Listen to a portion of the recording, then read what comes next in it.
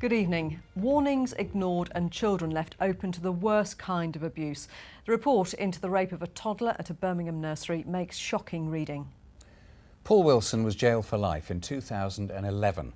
He committed a total of 47 offences involving children, including some at the Little Stars nursery where he'd been working. 6 members of staff complained about his behaviour, but no action was taken.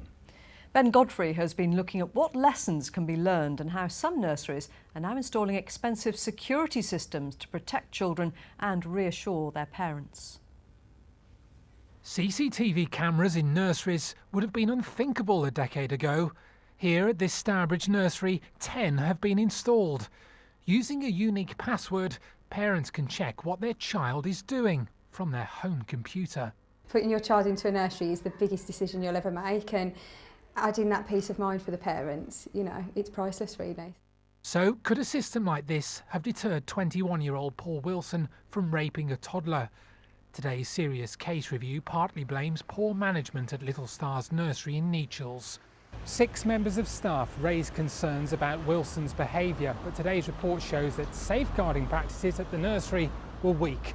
What's more, Ofsted and Birmingham Children's Services were also aware of a special relationship Wilson had with the child in question, but that wasn't investigated properly.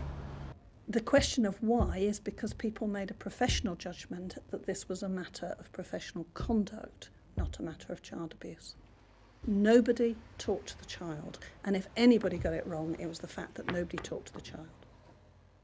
Among 8 recommendations, nursery managers must make sure the highest standards are maintained in relation to safeguarding practice and create a culture where the voice of everyone in the team, including students on placement, is valued and heard. People do have a great will to make changes, and it's often down to funding and changes of staff and ensuring that those staff are trained to the highest levels and giving the staff confidence that they can apply what they've learned in the workplace. In Nechells today, the case continues to concern parents. I had my son put into a private nursery, and I know every room was, under surveillance, and it makes me feel very comfortable leaving him there. Little Stars nursery closed down. We haven't been able to contact its managers. Ofsted, which along with Birmingham City Council inspected the nursery before Wilson's arrest, says it's since strengthened its investigations. And Ben Godfrey joins me now. Ben, we keep hearing this phrase, don't we? Lessons have been learned. But given the number of these appalling cases of abuse, have they? Well, you're right, as what you say, in the last 5 years there have been several child abuse cases where the authorities have singularly failed in their role for child protection. Kyra Ishak in Birmingham was one of them.